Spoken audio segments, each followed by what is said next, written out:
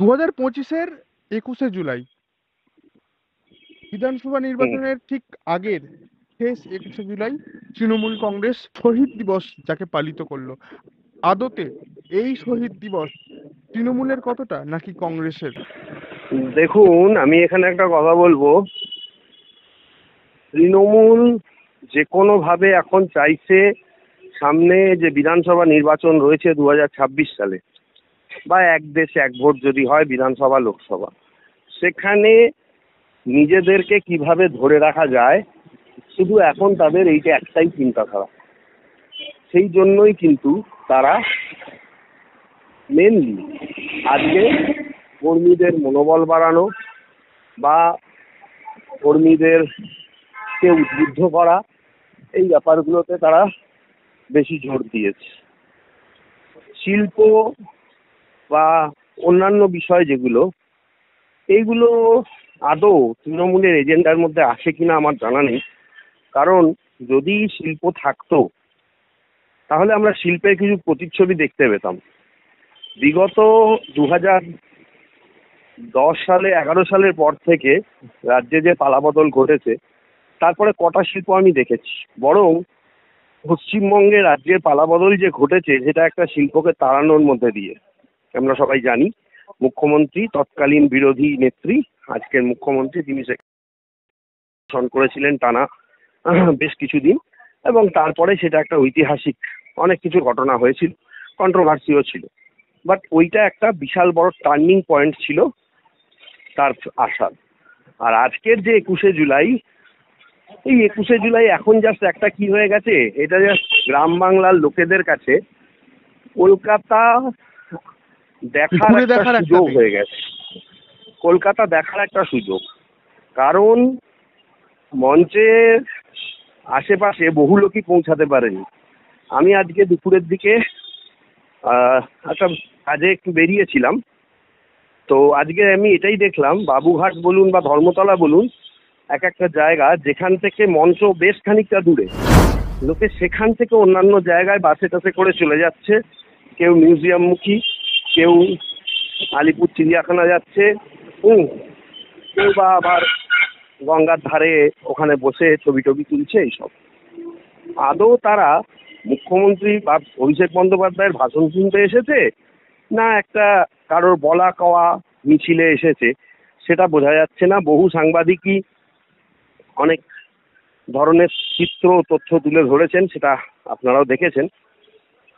এবং আপনি যদি একটু খোঁজ নিয়ে দেখেন জেলা বা মফস্বলে, সেখানে পরিষ্কার যে এই বাস পিছু বা এই লোক পিছু কিছু টাকাও তারা ব্যয় করেছে, যেটুকু আমার নলেজে এসেছে। এটা জাস্ট এটা এটা এটা শহীদদের প্রতি, হ্যাঁ, শহীদদের প্রতি সম্মান তারা জানিয়েছেন। 1 লক্ষ টাকা করে তারা চেক দিয়েছেন। অভিষেক ব্যানার্জিও সেটাকে সমর্থন করেছে, দিদি তো করেইছে। কিন্তু আদৌ কাজের কাজ কি কিছু হয়েছে? তার যতটুকু দরকার সেই জায়গায় তিনি সফল। তার দরকার ভোটার, তার দরকার ভোট।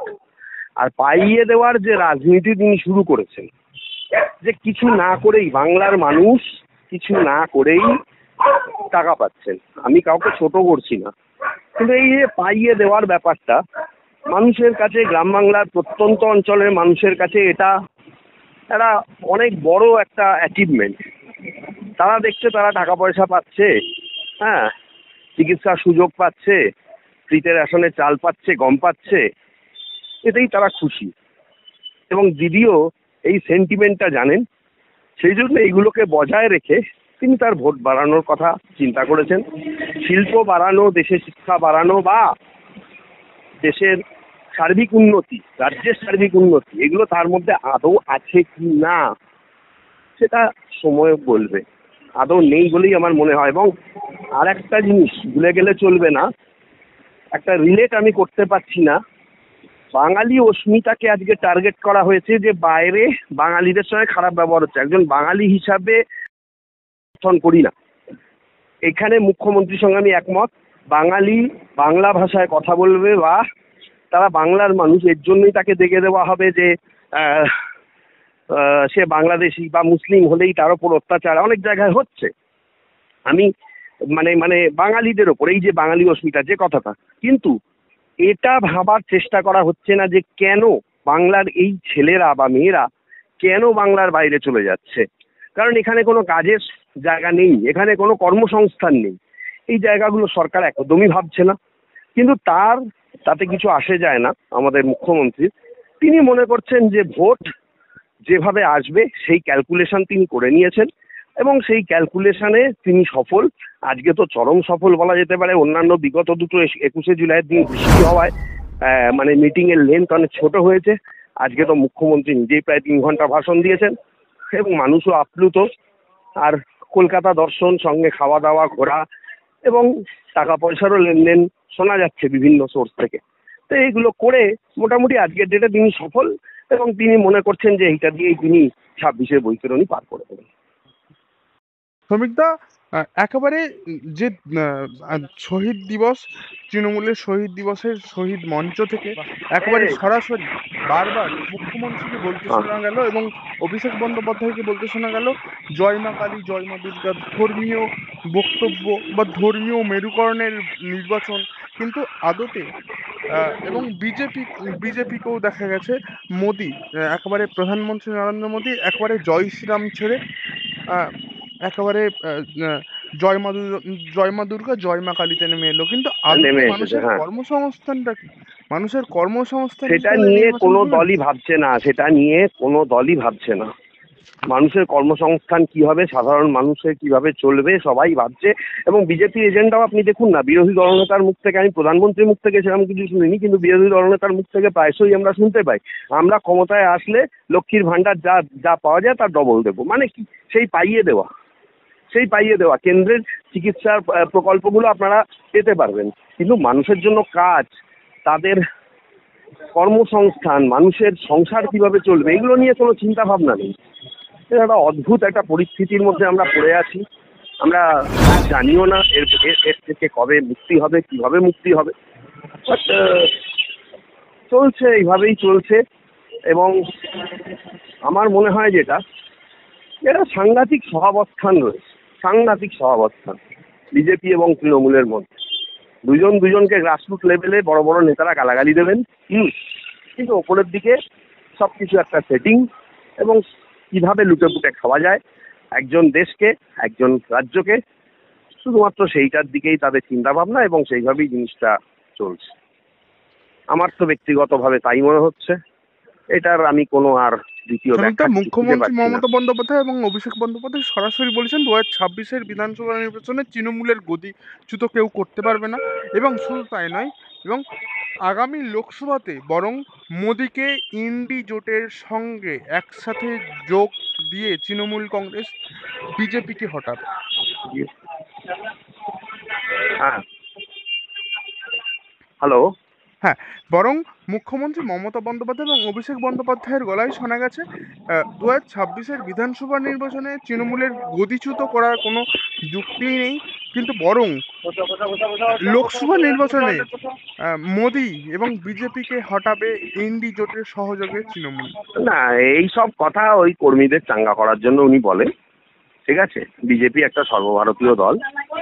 এখানে রাজ্যে তার ইম্প্যাক্ট বড় থাকলেও, বিভিন্ন রাজ্যে অনেক কিছু থাকলেও আমার তৃণমূল কংগ্রেসের কি ইম্প্যাক্ট আছে পশ্চিমবঙ্গের বাইরে? সেরকম কোনো কিছুই নেই। আর তাছাড়া আপনি দেখুন গোয়াতেও তারা ভোটে লড়েছিল, সেখানেও তারা সেরকমভাবে কিছু করতে পারেনি। আর ত্রিপুরাতেও লড়েছিল, একটা সিট মনে হয় জিতেও ছিল, তারপরেও তাদের কোনো ইম্প্যাক্ট নেই। সুতরাং এইসব কথা যেগুলো বলেছেন এগুলো ভবিষ্যৎ বলবে। সর্বভারতীয় তৃণমূল কংগ্রেস তারা বলেন, কিন্তু পশ্চিমবঙ্গের বাইরে তার কোনো অস্তিত্ব নেই। সুতরাং ভবিষ্যতে কি হবে সেটা আমি বলতে পারি না। এগুলো চিরকালই তিনি বাড়িয়ে বলেন কর্মীদের মনোবল চাঙ্গা করার জন্য। আগে তো তাকে আরো কতগুলো রাজ্যে জিতে আসতে হবে, আরো কতগুলো রাজ্যে তার ক্ষমতা দেখাতে হবে, তারপরে গিয়ে তিনি সেটা করতে পারবেন। সেটা হবে না। আমি সেই জন্যই বলছি যে একটা চরম সহাবস্থানের জায়গা রয়েছে এখানে। 26 সালে বিজেপি ক্ষমতায় আসতে পারবে না, আসবে না। এখানে তৃণমূল সরকার করবে। কিন্তু ইন্ডি জোটে বিজেপি চলে আসবে বা দেশের ক্ষমতায় বিজেপি থাকবে না। এক দেশ এক ভোট হলে বিজেপির ভোট কমতে পারে, কিন্তু বিজেপি দেশের ক্ষমতায় থাকবে, এটুকু আমি আপনাকে বলতে পারি। কারণ অন্যান্য জায়গায় যেগুলো বিজেপি শাসিত রাজ্য যেগুলো রয়েছে সেগুলোতে এই বিজেপিও আবার পাইয়ে দেওয়ার রাজনীতি করে, সেখানকার মানুষদের জন্য কেন্দ্রীয় প্রকল্প, এবং সেখানকার মানুষরা সেই প্রকল্পগুলো নিয়ে খুশি। আর সেখানে মহিলাদের জন্য বলুন বা অন্যান্য এতে বলুন, সেখানে কিন্তু সেই বেনিফিটগুলো দেওয়া হয় এবং সবাই সবার আগের সরকারের কোনো কিছুই অ্যাডভান্টেজ কিন্তু নিজেদের চালায়। আর যেমন আমি আপনাকে একটা কথা বলছি, আজকে বিজেপি দিল্লিতে ক্ষমতায় এসছে বহুদিন পর, ঠিক আছে, কিন্তু দিল্লিতে একটা বিষয় ছিল যে কোনো বয়স্ক এবং মহিলা কোনো স্টুডেন্ট তাদের জন্য কোনো রাজ্য সরকারি ট্রান্সপোর্টে কোনো ভাড়া লাগতো না। এটা দিল্লির মুখ্যমন্ত্রী অরবিন্দ কেজরিওয়াল কিন্তু এটা চালু করেছিলেন। এই জিনিসের কিন্তু কোনো অন্যথা হয়নি, বিজেপিও কিন্তু এই ব্যাপারটাকে বজায় রেখেছে, ঠিক আছে। এবং বিজেপি বলছে যে আমরা আরও বেশি বাস বাড়িয়েছি, আরও বেশি মহিলাদের জন্য করেছি। ওরা যতটা রুটে বলেছিল বা তার থেকে আরও বেশি রুটে, দরকার হলে সারা উত্তরপ্রদেশে আমরা এটা চালু করব, ইত্যাদি ইত্যাদি। ব্যাপারটা হচ্ছে যে আমি কোনো পুরনো প্রসঙ্গ টানতে চাইছি না, কিন্তু একটা কথা বলতে পারি, বিজেপির এই রাজ্যে ভোট বিশাল কিছু হবে সেটা আমি বলতে পারছি না, কিন্তু বিজেপিকে ইন্ডিজোটে নামতে হবে বা করতে হবে এটা নয়। ইন্ডিজোটে ওই যারা ছিল তারাই থাকবে, কারণ তাদের মধ্যে মতের মিল কখনোই সম্পূর্ণরূপে হবে না। সর্বভারতীয় দল এক্ষুনি তৃণমূল কংগ্রেস হতে পারবে না, ঠিক আছে, কারণ মমতা বন্দ্যোপাধ্যায় এখানে যতটা সফল, দেশের রাজনীতিতে তিনি ততটা সফল হবেন এটা মনে হয় না। কারণ কংগ্রেসের যারা নেতারা রয়েছেন, আপনাকে মনে রাখতে হবে উনি আগে কংগ্রেসের নেত্রী ছিলেন ওয়ান্স আপন এ টাইম। এবং এই যে আজকে শহীদ দিবস 21শে জুলাই, এটা আপনি ঠিকই বলেছেন, এটা কিন্তু কংগ্রেসে থাকাকালীন, যে 1993 সালের কথা বলা হচ্ছে, সেই সময় তিনি মমতা বন্দ্যোপাধ্যায় কংগ্রেসে ছিলেন এবং সেইখানে কংগ্রেসের লোকেদের ওপর অ্যাটাক করেছিলেন। কংগ্রেসের লোকেদের ওপর অ্যাটাক করেছিল, পুলিশ গুলি চালিয়েছিল এবং তৎকালীন বাম সরকার তারা কিন্তু এটা নেতৃত্ব দিয়েছিল। সেদিন থেকেই এই 21শে জুলাই, তো এখন এই 21শে জুলাইটা তৃণমূল কংগ্রেসের একটা এজেন্ডা হয়ে গেছে এবং সেই কংগ্রেস নামটাকে তো মুখ্যমন্ত্রী নিজেও ছাড়তে পারেন, তাতে তৃণমূলের পিছনে কংগ্রেস এখনো রয়েছে। সুতরাং এইটা হবে, কিন্তু এই রাজ্যের ক্ষমতায় আমি এইটুকু বলবো, দেখুন আমি আগেও বলেছি এই কথাটা, এই এসএসসি, এই প্রাইমারি, এগুলো বিশাল কোনো ফ্যাক্টর কাজ করবে না। গ্রামের সাধারণ মানুষ তারা লক্ষ্মীর ভাণ্ডার পেলে, ফ্রিতে চাল গম পেলে, নিজের স্বার্থ ঠিক করার অধিকার পেলে তারা আর কিছু দেখবে না, তারা তৃণমূলকে ভোটটা দিয়ে দেবে, না হলে তোলাবাজি করে তারা রিগিং করে ভোট নিয়ে নেবে। ও আপনি যতই কেন্দ্রীয় বাহিনী নামান বা যাই নামান, এবং কোথাও একটা সহাবস্থান রয়েছে যার জন্য কিছু করাও যাচ্ছে না, বিজেপিও সেরকমভাবে কিছু এগোচ্ছে না। বিজেপি যে রাজনীতি করছে এটা বিরোধিতা নয়, এটা বিরোধিতা আমি মনে করতে পারছি না, এবং এই রাজনীতি করে পশ্চিমবঙ্গে ক্ষমতায় আসা যাবে না। আবার ইন্ডিজোটে বিজেপি নেমে যাবে এটাও আমি মনে করতে পারলাম না, এটার কোনো বাস্তবতাও আমি খুঁজে পাচ্ছি না।